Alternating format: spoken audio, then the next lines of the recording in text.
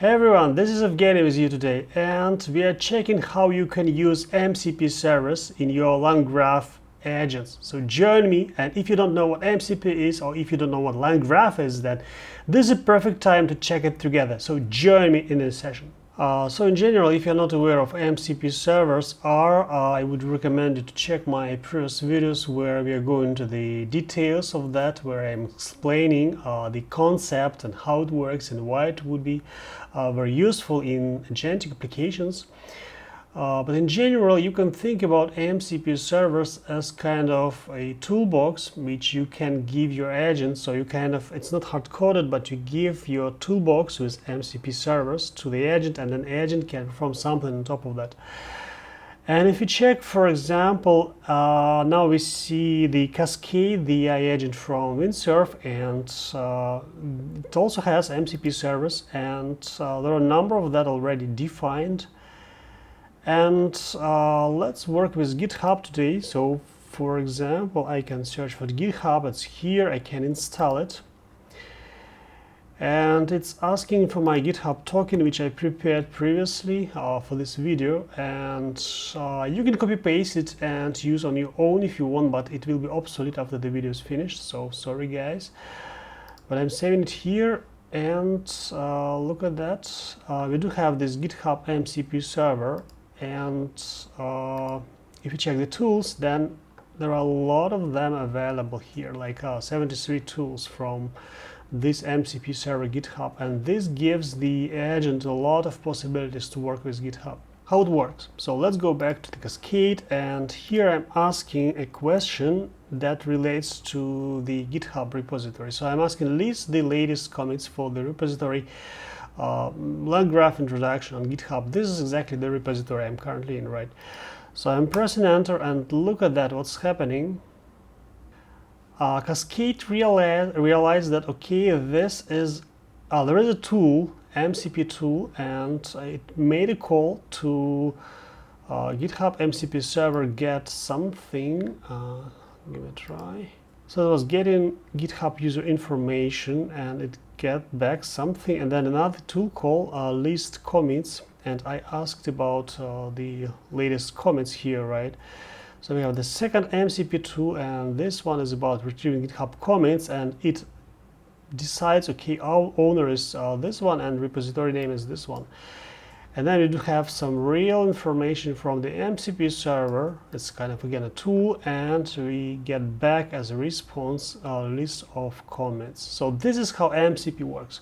And today, using our LangGraph agent, we will try to reproduce the same behavior. All right, which way should we proceed? Well, first of all, I mentioned that already, that MCP servers, they're providing a lot of different resources, but here in the scope of this lesson, we're interested in tools, and we do have tools already in LangGraph ecosystem, right? We even had some videos about that. And maybe we will try to start with this lesson. It was lesson number 3, and just let me quickly show you.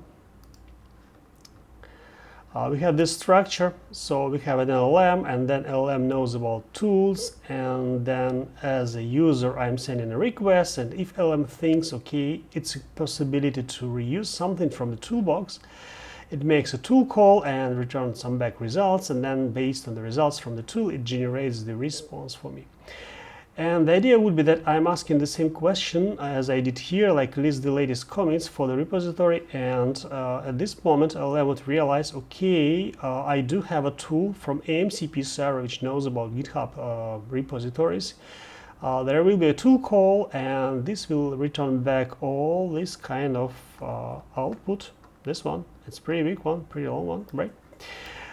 And then based on this information, LLM will generate the properly formatted reply for me, response, right? So that's the idea. And as I mentioned, we are trying to create the same graph, but first, before we start, let's simulate it. Okay, so we are using classical tooling here, and I'm defining the tools, and this is a list commits. And practically it takes the repository name and returns list of lost commits here. And for LLM to understand what's happening there, we need to provide a comment section here, docker string as well. So what function is doing, parameters, and returning value list. We are printing some debug messages as well, and practically this is only simulation, so we're just returning something, kind of a real response from the server, right? Just we want to simulate it first. And this is a Python method, so this is really classical kind of tool here, right? So next thing we have to do, we do have this function, we need to create a tool from it.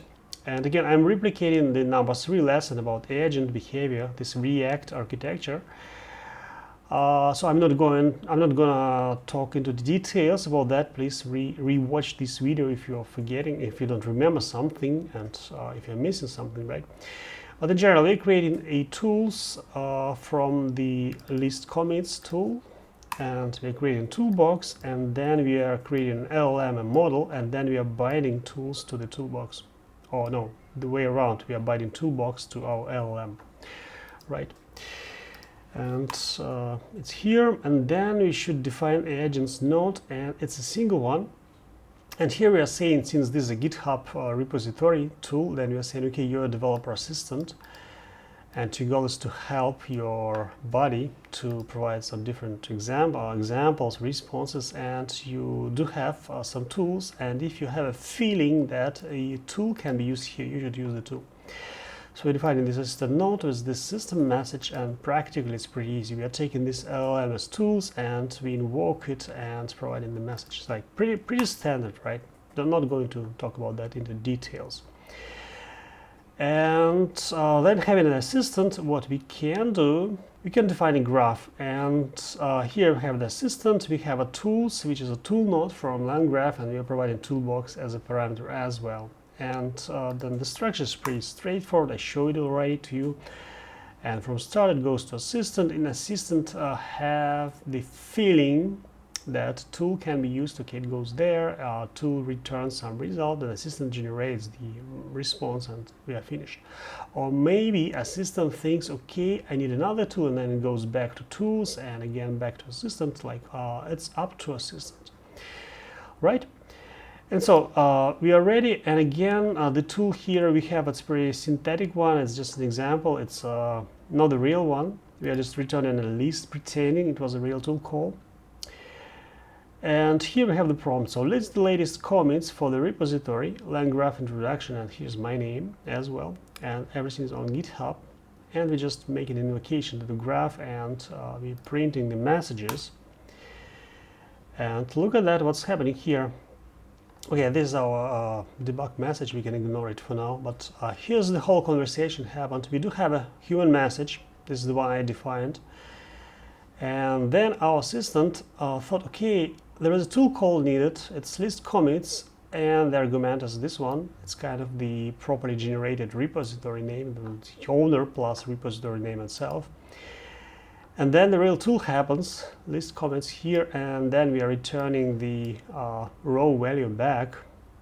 And then based on that information, it goes back to the assistant. Based on that information, it generates the response. So here you have the comment, only a single one, and for more details, you can do something else, like you can check the link, etc., right? But this was generated based on the information that tool provided. And again, this is how it works, and we saw it already, but what's wrong is that this one is hard-coded, right? So imagine you're creating a really assistant for a developer, and well, what can this assistant do at the end of the day? Only what you defined here, right? So like, for example, I hard-coded this list commits, so it knows how to list the comments. And this is a really bad situation because, once you're done with your assistant, it's fixed in its knowledge, right? There is no way how to learn something new, and that's why we want to reuse MCP servers, because what's happening there, we just introducing MCP servers, and we can do it on dynamic way. I just demonstrated to you in the Windsurf cascade, right? And automatically, once you introduce the new servers, you have additional tools automatically, and based on the description of these tools, your model, your system knows when and how to use it. This is the beauty of MCP. And let's try to change this example so it's not reusing this hard-coded list comments, which returns the same stuff, like the same bullshit all the time, right? But returns the real value. And this is pretty simple if you think about that, because you know already that we need to create a model and we need to bind tools to it, right? And we do have tools already, which is MCP server. We know that already. So what we need to do, it's pretty straightforward, really. It's really pretty straightforward. And but let's start from the end, right? First of all, we want to have it very dynamic way. And for that, we need to load it from somewhere, from a configuration. And my recommendation would be to take the format, which is pretty well established at the moment. This is the one from Cloudy.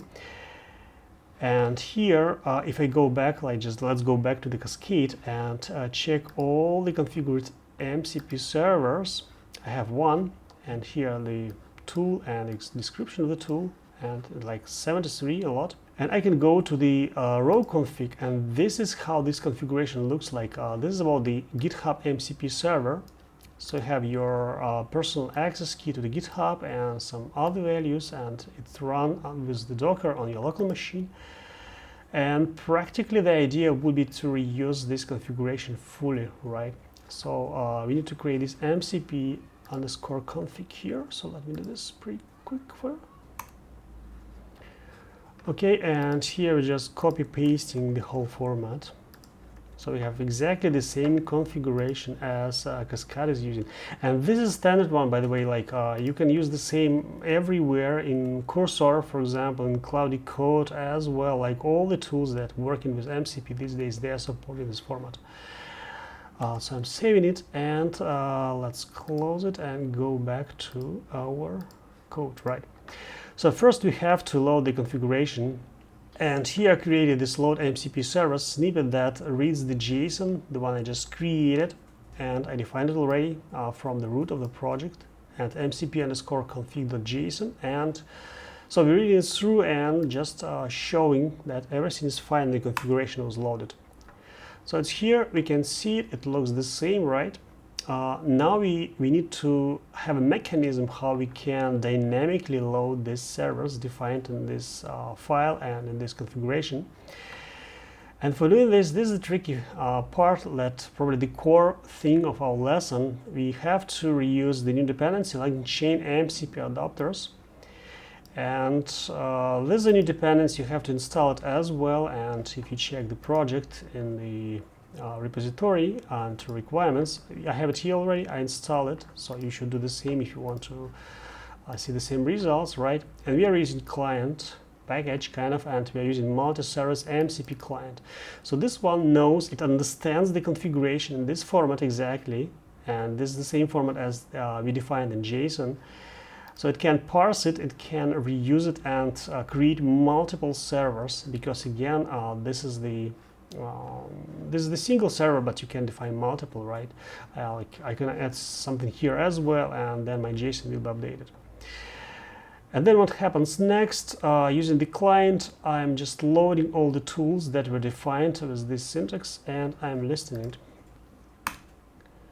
And look at that, we have pretty lengthy structured tool, and it has the name, like add comment to pending review. We have a description, we have a definition of the parameters of the response. We have some function, convert MCP tool to LangChain tool, which knows how to provide this in a LangChain way, right? And we have a lot of them, like it was 73, so really pretty big array of different functions was loaded from MCP server already. Like let me scroll it through, right? And maybe we are going to use the same, so it's list commits, I guess. It should be somewhere here. So that's list commits functions here, was loaded as well. So this is the one we are going to reuse at the end of the day for our testing. What's next? Let me scroll it first. Next is pretty standard, right? The same as before. We need to create a model, is this one, and then we need to bind our MCP tools this time to the model, so model is aware of the possibilities, all the descriptions, right? And then you just repeating exactly the same thing what we did for the classical tooling, right, before that. So when you find in the system node, it's the same system message, nothing is different here. And then we're defining a graph, and it looks exactly the same. Like the only difference that in tool node I'm providing MCP tools, and we have the same kind of graph, right? And okay, that's it, right? Practically, this is the trick how you can reuse your MCP server tools in your graph, right? And for the testing, we do have the same prompt, and list the latest comments for the repository on GitHub. And look, here we are. This one finished successfully. You can immediately see it based on the output, and the human message was list the latest comments for the repository. And the same, the model decided, okay, it a list comments tool call should happen, but see, like list of arguments is different this time, and this comes from MCP servers. So it asks for owner and repository, and the model was clever enough to separate this into the two owner and repository data. And then the tool call happened, and this is the really huge response we get back from the MCP. So MCP under the hood just made a call to network probably with using GitHub API or internal something, right? It's pretty lengthy one. It's a real one this time, and you have a lot of data. And then using this data, which I cannot scroll through because it's so huge. That's really huge thing. So using this huge set of data, LLM would analyze it, and it did already, and okay, and provided the response. So here are the latest commits from the repository you asked, and we have 1, 2, 3, 4, 5 commits, the specific data, and this one is real and came from this unstructured kind of a response. All right, that was our pretty simple example. And again, what you need to think and remember from this lesson is that MCP servers, they provide tooling, and at the end of the day, you can reuse this tooling or tools or toolbox in the scope of your LangGraph agent. And this is pretty simple. You're just reusing another dependency from LangChain, which provides you adapters, and the adapter understands the format of MCP JSON configuration and can load the JSON and reuse and start this MCP server and trigger it. So this is it. It's pretty straightforward. But again, that was Evgeny. Thanks a lot, and see you later. Take care and bye-bye.